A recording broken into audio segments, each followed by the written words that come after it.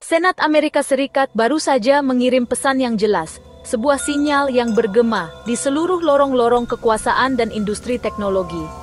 Pesan ini bukan hanya sebuah pernyataan, tetapi sebuah penegasan kembali tentang tanggung jawab dan kehati-hatian dalam menghadapi kekuatan transformatif kecerdasan buatan.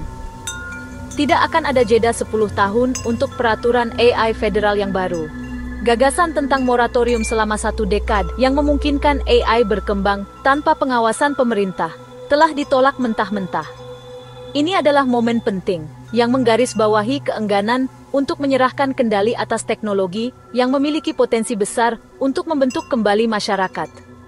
Para anggota parlemen menolak dengan suara mayoritas, sebuah demonstrasi persatuan yang jarang terjadi dalam lanskap politik yang seringkali terpecah belah. Penolakan ini mencerminkan kekhawatiran mendalam tentang implikasi etis, sosial, dan keamanan dari AI yang tidak terkendali. Proposal untuk membiarkan AI berkembang tanpa pengawasan selama 10 tahun. Sebuah gagasan yang dipandang oleh banyak orang sebagai perjudian yang berbahaya dengan masa depan. Kekhawatiran utama adalah potensi penyalahgunaan dan konsekuensi yang tidak diinginkan, yang dapat timbul dari sistem AI yang tidak diatur. Dengan alasan risiko seperti bias algoritmik yang dapat mengabadikan dan memperkuat ketidaksetaraan yang ada dalam masyarakat. Algoritma yang bias dapat menyebabkan hasil yang tidak adil dalam berbagai bidang, mulai dari perekrutan hingga pemberian pinjaman. Pelanggaran privasi, di mana data pribadi dikumpulkan, dianalisis, dan digunakan tanpa persetujuan atau pengetahuan individu. Potensi untuk pengawasan massal dan manipulasi adalah ancaman nyata dan ancaman keamanan nasional, di mana AI dapat digunakan untuk tujuan jahat, seperti mengembangkan senjata otonom atau meluncurkan serangan siber. Risiko ini terlalu besar untuk diabaikan. Para pendukung menginginkan kotak pasir regulasi untuk mendorong inovasi, lingkungan terkontrol di mana perusahaan dapat bereksperimen dengan AI tanpa takut akan hukuman. Mereka berpendapat bahwa regulasi yang berlebihan dapat menghambat kemajuan dan menghambat daya saing. Tetapi para kritikus berpendapat bahwa membiarkan AI tanpa regulasi akan menjadi tindakan sembrono, sebuah eksperimen berbahaya dengan konsekuensi yang tidak dapat diprediksi. Mereka berpendapat bahwa perlindungan harus diutamakan di atas inovasi yang tidak terkendali. Keputusan Senat yang hampir bulat menandai sebuah perubahan. Sebuah pengakuan yang berkembang bahwa AI membutuhkan pengawasan yang cermat dan kerangka kerja etika yang kuat. Para anggota parlemen ingin mendukung kemajuan teknologi, mengakui potensi AI untuk merevolusi industri dan meningkatkan kehidupan. Tetapi tidak dengan mengorbankan pengawasan. Mereka percaya bahwa inovasi dan regulasi dapat berjalan seiring, dan bahwa pengawasan yang bertanggung jawab sangat penting untuk memastikan bahwa AI digunakan untuk kebaikan. Ini bukan pemungutan suara menentang AI, tetapi penegasan kembali tentang nilai-nilai yang kita junjung tinggi sebagai masyarakat. Tetapi seruan untuk tata kelola yang bertanggung jawab dan batasan yang jelas, sebuah komitmen untuk memastikan bahwa AI selaras dengan prinsip-prinsip etika dan melindungi hak-hak individu. Panggung kini telah diatur untuk pendekatan yang jauh lebih langsung dalam membentuk masa depan AI. Sebuah masa depan di mana inovasi dan tanggung jawab berjalan beriringan. Suara 99-1 adalah pertunjukan persatuan yang langka di Kongres, melintasi garis partai. Para anggota parlemen sepakat 1 dekade tanpa regulasi AI terlalu berisiko, mengingat kekhawatiran tentang hilangnya pekerjaan, misinformasi, algoritma yang bias, dan ancaman keamanan. Pemungutan suara tersebut mengakhiri gagasan bahwa pemerintah harus menyingkir dan membiarkan industri mengatur diri sendiri. Bagi perusahaan teknologi, pesannya jelas, pengawasan federal akan datang, dan itu cepat. Satu-satunya suara yang menentang hanya menggarisbawahi konsensus yang luar biasa. Sekarang, fokus bergeser dari jika untuk mengatur AI menjadi bagaimana dan kapan. Era ledakan AI tanpa regulasi telah berakhir. Batasan yang jelas sudah di depan mata. Keputusan Senat mengirimkan gelombang kejutan melalui pasar kripto, terutama untuk token AI. Dalam beberapa jam, aset digital ini, yang terkait dengan proyek bertenaga AI, anjlok 10%, menghapus ratusan juta nilai. Investor, yang telah mengandalkan masa depan tanpa regulasi, berebut untuk menjual, karena risiko intervensi pemerintah menjadi nyata. Total kapitalisasi pasar untuk token AI turun dari 28 miliar menjadi 26,6 miliar dalam sehari. Penjualan massal ini bukan tentang perubahan teknologi dalam semalam, tetapi tentang berakhirnya narasi bullish yang tiba-tiba. Pemungutan suara Senat memaksa pemeriksaan realitas yang keras, regulasi akan datang, dan valuasi harus disesuaikan. Mimpi inovasi AI tanpa gesekan telah hilang, digantikan oleh era pengawasan baru. Debat moratorium. Demoratorium juga memicu perdebatan sengit mengenai hak-hak negara bagian. Perdebatan ini bukan hanya sekadar perbedaan pendapat, tetapi juga mencerminkan filosofi yang berbeda tentang bagaimana kekuasaan harus dibagi antara pemerintah federal dan negara bagian. Ketentuan utama akan menghalangi negara bagian. Negara bagian akan kehilangan kemampuan untuk secara mandiri mengatur dan berinovasi dalam bidang kecerdasan buatan untuk mengesahkan undang-undang AI mereka sendiri, yang dirancang khusus untuk kebutuhan dan tantangan unik yang dihadapi oleh masing-masing negara bagian. Memicu reaksi keras dari gubernur dan jaksa agung. Mereka melihat ini sebagai pelanggaran terhadap kedaulatan negara bagian dan kemampuan mereka untuk melindungi warga negara mereka. Para kritikus berpendapat ini akan mengikat tangan negara bagian, membuat mereka tidak berdaya dalam menghadapi ancaman yang berkembang pesat.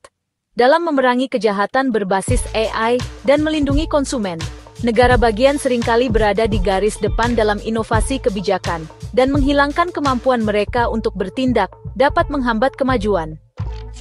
Penegak hukum sudah menghadapi tantangan dari deepfake, yang dapat digunakan untuk menyebarkan disinformasi dan melakukan penipuan, dan penipuan bertenaga AI, yang semakin canggih dan sulit dideteksi.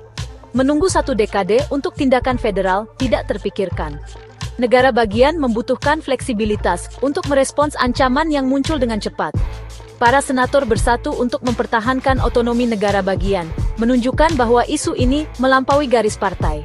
Menolak gagasan bahwa Washington harus mengesampingkan perlindungan lokal. Mereka berpendapat bahwa negara bagian lebih dekat dengan rakyat dan lebih responsif terhadap kebutuhan mereka. Pemungutan suara ini sama pentingnya dengan pelestarian federalisme, prinsip dasar pemerintahan Amerika. Seperti halnya kebijakan AI.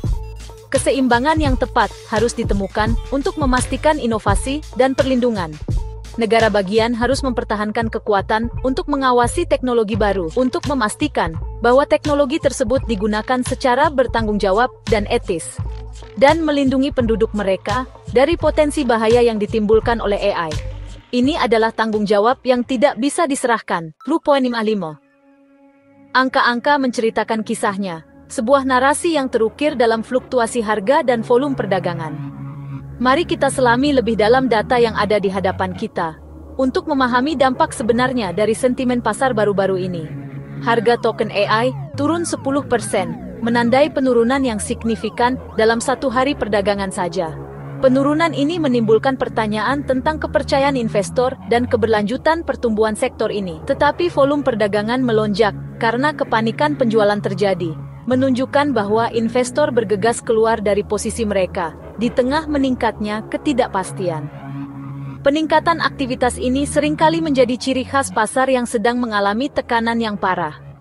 Token utama seperti Fetch AI dan Singularity Net, yang sebelumnya menjadi favorit di antara para investor, melihat volume melonjak 150%, lonjakan yang luar biasa, yang menggarisbawahi tingkat kepanikan di pasar. Bukan dari minat baru, tetapi dari investor yang terburu-buru untuk keluar, yang menunjukkan perubahan sentimen yang mendalam, dan keinginan untuk mengurangi risiko. Token yang lebih kecil jatuh lebih keras, menderita kerugian yang lebih besar, karena likuiditas yang lebih rendah, dan basis investor yang lebih kecil. Beberapa sebesar 20–25%, yang mengilustrasikan volatilitas ekstrem, yang dapat memengaruhi aset digital yang kurang mapan. Karena taruhan yang lebih berisiko ditinggalkan terlebih dahulu, investor mencari keselamatan di aset yang lebih mapan, atau keluar dari pasar sama sekali. Pasar derivatif berubah sangat bearish, dengan meningkatnya jumlah pedagang yang bertaruh melawan sektor AI. Dengan para pedagang bertaruh pada penurunan lebih lanjut, memperkuat tekanan ke bawah pada harga token AI. Keputusan Senat menghancurkan tesis bullish inti, yang sebelumnya mendukung penilaian sektor AI.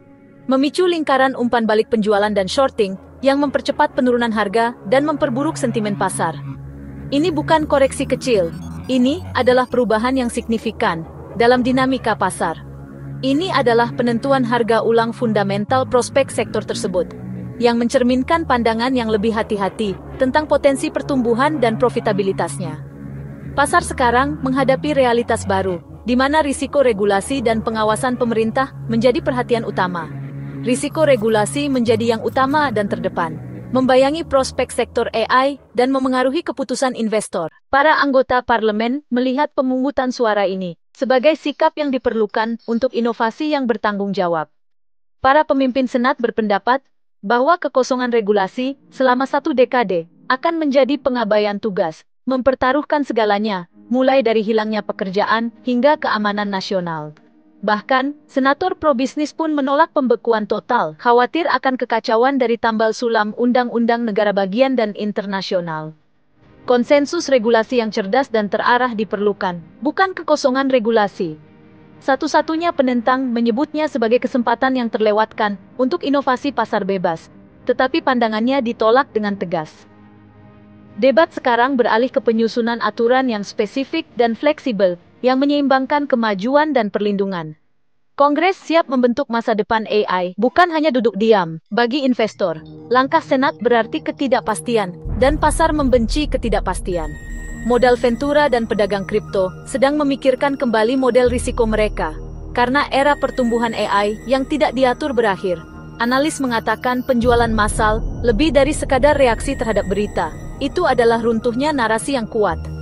Beberapa melihat harapan regulasi yang jelas dapat melegitimasi sektor ini dan menarik modal institusional. Dalam jangka pendek, volatilitas akan mendominasi, dengan harga berfluktuasi pada setiap berita utama regulasi. Investor sekarang perlu memadukan kecerdasan teknologi dengan wawasan politik untuk menavigasi lanskap baru ini.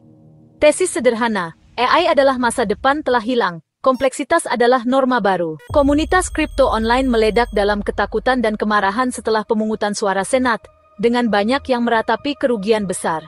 Beberapa menuduh politisi menghambat inovasi, sementara yang lain menyebarkan teori konspirasi tentang raksasa teknologi yang mengatur permainan. Namun, pandangan yang lebih penuh harapan muncul. Ini bisa menjadi pemeriksaan realitas yang diperlukan bagi industri. Para pengembang berpendapat bahwa produk yang nyata dan berharga, bukan hype, akan menentukan fase berikutnya. Pemungutan suara memaksa proyek untuk fokus pada utilitas dan etika, bukan hanya spekulasi. Komunitas terpecah. Apakah kripto adalah kasino atau gerakan untuk perubahan yang langgeng? Jawabannya mungkin akan membentuk masa depan AI dan blockchain. Ke depan, investor token AI menghadapi risiko besar, terutama ketidakpastian regulasi dan hype yang memudar. Volatilitas akan tinggi karena para anggota parlemen menyusun aturan baru, dan beberapa proyek mungkin tidak bertahan. Tetapi, penjualan massal yang tajam dapat menciptakan peluang pembelian untuk platform yang kuat dan berbasis utilitas.